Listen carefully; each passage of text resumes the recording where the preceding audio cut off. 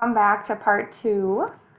So we finished looking at projects, the categories, and then our tasks, and even how we interact with projects and categories and tasks too, how we comment, how we follow, different things like that.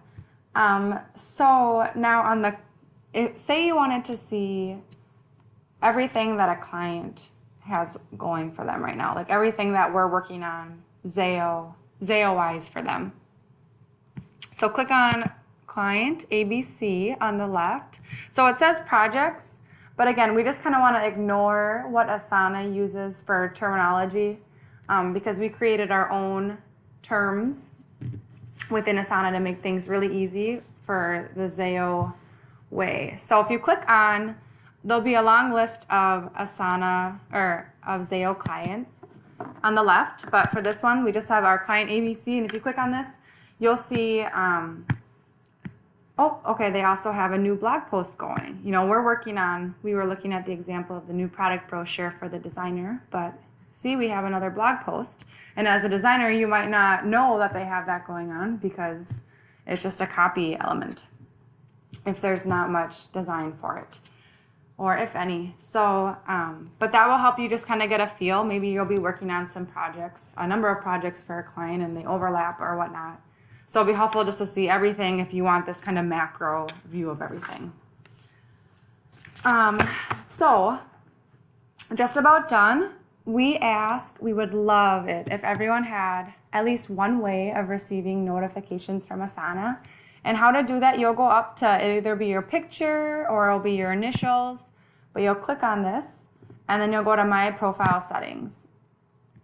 So here, if you do want to add a photo, which is kind of fun, we get to interact with each other and see what each other looks like. We can click on Add a Profile Photo. But for the notifications, we will want to click on To Email and make sure that you have your email in here. You can always add a new one if the right one's not in or where you want your notifications to go. And then we'll leave these all checked just to get reminders. So all activity, this is when people upload things, when you're added as a follower and someone comments or things like that. If you're assigned a new task, those kind of things. They'll give you little reminders, hey, you have tasks coming up. Just things that keep the project on track and are helpful. And when you do receive these notifications in your email, we ask that you go, click on them, go into Asana, and give us that thumbs up or that like. And this is what they look like if you would go back to maybe say our task, just for an example sake. If we go up to the category and someone, posts this, saw that someone posted, we liked it.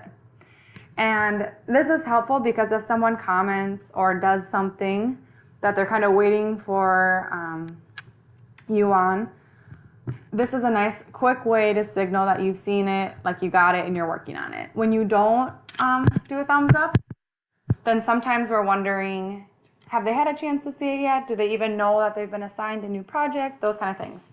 So this will become more intuitive as you go. It's not always necessary to like every single comment and every single update, but it is a nice way to just signal, hey, I saw what's going on. Perfect, got it.